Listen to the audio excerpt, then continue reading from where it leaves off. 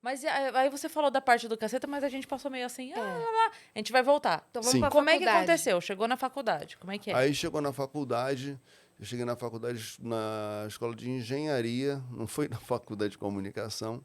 Eu, o Beto Silva e o Madureira, a gente era da mesma turma da engenharia.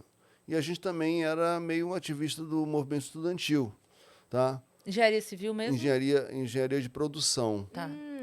Só que assim, o que acontece? A gente fazia o movimento, mas a gente achava que os caras eram muito sisudos, levavam todas as coisas muito a sério, não sei o que e tal. Então a gente resolveu fazer um jornalzinho para zoar com os caras e zoar com aquela condição da engenharia que era um curso que só tinha homem, né? Então, as reivindicações, mais verba para a educação e tal, os melhores bandejões, aquela coisa toda, a nossa reivindicação era mais mulheres na engenharia, entendeu?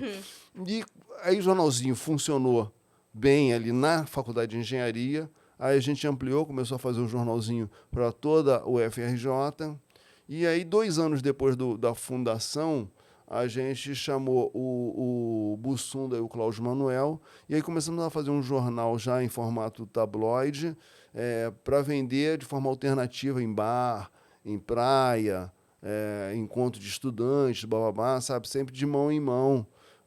Até fala sabe aquele chato que vem para vender poesia quando você está Sim. tomando um chopp? Na Era isso. Paulista. Era nós, né? A gente era exatamente assim. Ficava ali vendendo pá. E aí, nesse momento, Caceta Popular. Caceta Popular.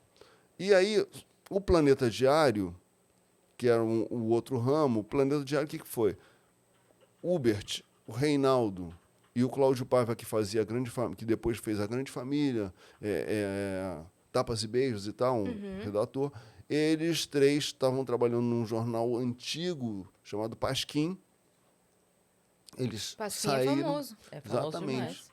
Saíram quem do falou Pasquim. foi a Laerte. A Laerte falou muito do Pasquim aqui. Também. Eu acho que ele era a nossa referência. Para nós, a referência de humor era o Pasquim. Que tinha lá o Ziraldo Jaguar, Milor Fernandes. Nossa, Milor. Os caras muito cabeçudos.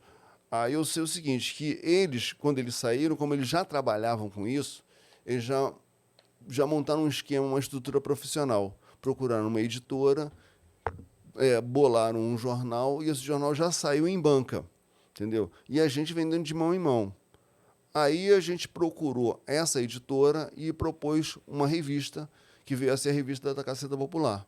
Então a mesma editora publicava a revista Caceta Popular e o jornal O Planeta Diário. Começou assim tal. Depois, ambas as publicações saíram daquela editora e a gente começou a ser publicado numa editora aqui de São Paulo, chamada Circo Editorial, que fazia os quadrinhos do Angeli, do Laerte, Glauco, etc. E eles fizeram a sua própria editora. Tempos depois, a gente também criou a nossa editora, saiu dessa Circo Editorial e fundamos. Muito bem. Aí estava ali, mas a coisa não, apesar de ter essa história toda, a coisa não dava grana. Não dava grana. A gente começou a vender camiseta. Aí as camisetas começaram a bancar a produção da revista.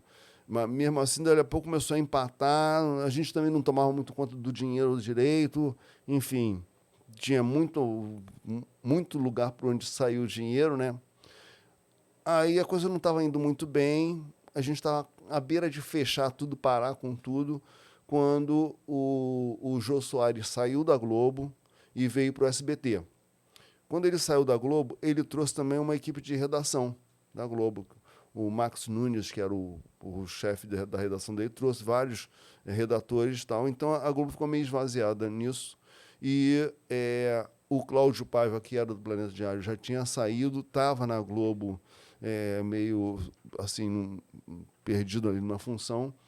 Ele, junto com o Guel Arraes, tiveram a ideia de fazer um programa novo, programa de humor completamente novo, com pessoas que não faziam programa de humor, mas trabalhavam com comédia.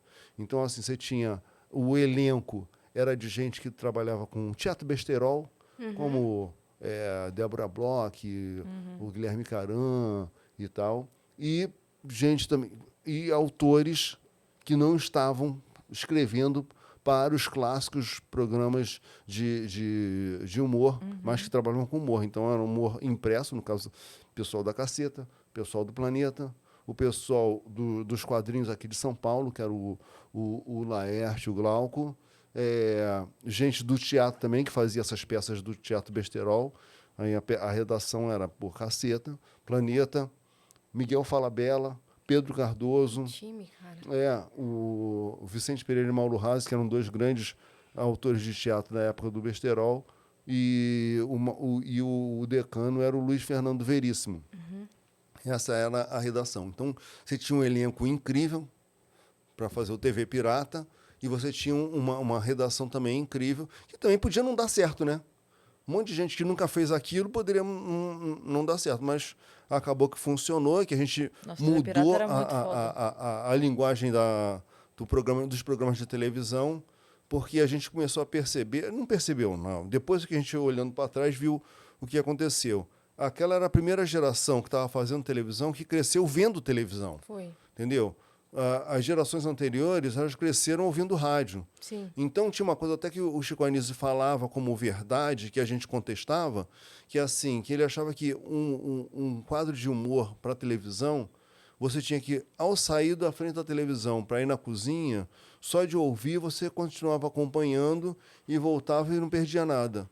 E a nossa ideia é que a imagem tinha que ser complementada pelo que está sendo falado. Porque às vezes podia não ser exatamente o que estava aparecendo. Ou seja, a pessoa tinha que estar prestando atenção na imagem e no áudio para entender do que se tratava a coisa. Né? E ele achava que isso não ia dar certo. Ele achava que isso não ia dar certo. A gente falou, não, a gente quer assim, a gente queria acabar com a claque. Ele também era completamente contra. Falou, pô, se vai acabar com a claque, como é que as pessoas vão saber qual é a hora de rir? A gente, quando foi engraçado, as pessoas riem. Não tem problema. Mas, assim, várias coisas que eram verdades, tabus, que o TV Pirata acabou quebrando. E depois, quando o TV Pirata acabou e veio o Cacete Planeta, a gente radicalizou em algumas outras coisas, né? Vocês saíram da faculdade, foi isso? Não, já saí do meu emprego de engenheiro, né? De tudo. Porque daí você já tinha se formado.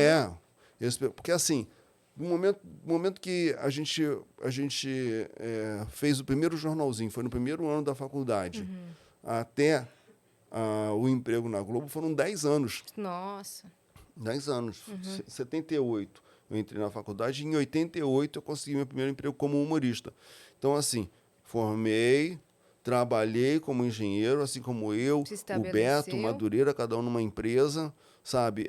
A Caceta a gente seguia fazendo jornalzinho, mas era um hobby apenas, a gente não tinha a menor pretensão de sobreviver de humor. A gente queria, sabe, a gente se divertia fazendo aquilo, mas o ganha-pão era vinha das empresas, enfim, do seu emprego, né? E, nesse momento, era um momento de um turning point ali, que a gente tinha... Eu teria que me dedicar mais à engenharia para você deixar de ser um engenheiro relapso para conseguir crescer na empresa e tudo mais. Mas, nesse momento, justamente, surgiu o convite da gente testar se a gente conseguiria escrever para a televisão, sabe? E aí a gente foi... Foi hora de arriscar. Conseguiu o emprego de redator do TV Pirata, na TV Globo, né? E aí o TV Pirata foi, ele ficou, na verdade, tem toda uma aura do TV Pirata. Ele foi um programa que durou muito pouco, né? Ele durou 2 anos e meio, se não me engano. Cara, é impressionante, porque a minha memória de TV Pirata é como se tivesse durado 10 anos. Exatamente, mas durou 2 anos e meio. Já durou mais que muito programa. Muito. Né?